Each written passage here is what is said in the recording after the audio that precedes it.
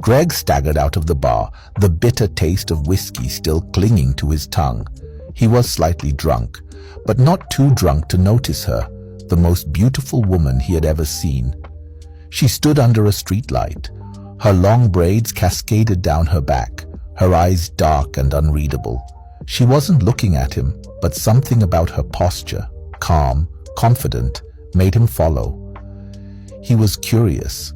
Greg was known for his love for women since his university days. It was a weakness. She moved quickly, weaving through the bustling streets. Greg stumbled after her, keeping a safe distance. She turned down a narrow alley. His heartbeat quickened. A woman like that, walking alone at night, he thought. Then, darkness. He was hit with a baseball bat. Greg awoke. He was seated on a chair, with hands bound behind his back. His mouth tasted blood. The lady stood in front of him. But now, she wasn't just a beautiful girl under a streetlight. She was something else, deadly, but looked familiar.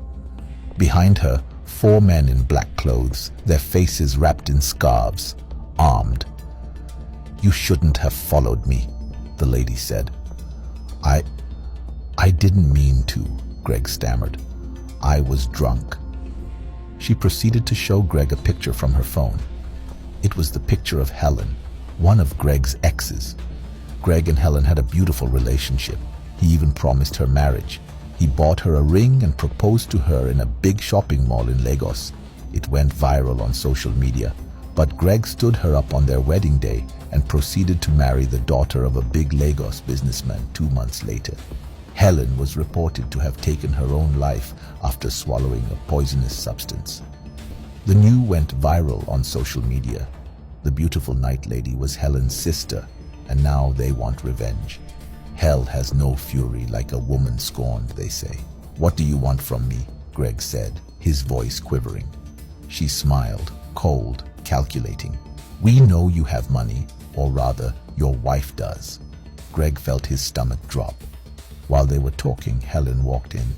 Greg wished the ground would open. He was too ashamed to look her in the face. Helen slapped him across the face and whispered, "Greetings from hell." She promised to make pay. He was given 2 options. The first option was to lure his wife to the location with money in hand, and the second option would be to throw him outside of a moving bus, naked but dead.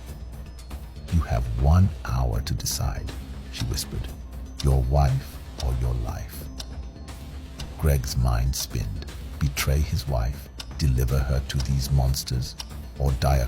A clock on the wall ticked slowly. He scanned the room, and one of the men had left a short knife on the table nearby. Greg's eyes darted to Helen. She was distracted, talking on a call. He shifted, moving slowly, inch by inch, until he was close enough to reach the knife. He grasped it, cutting at the rope binding his hands. The strands loosened. His heart pounded. Then he moved. He ran. The lady turned, with eyes wide with fury. Bullets chased him through the darkness. But he did not stop. The city lights appeared ahead, and for the first time in his life, he ran toward the police, not away from them.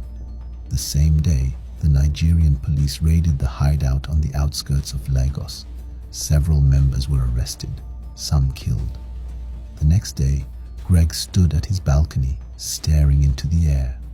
Suddenly, a message dropped on his phone. It was Helen. It read, "This is not over."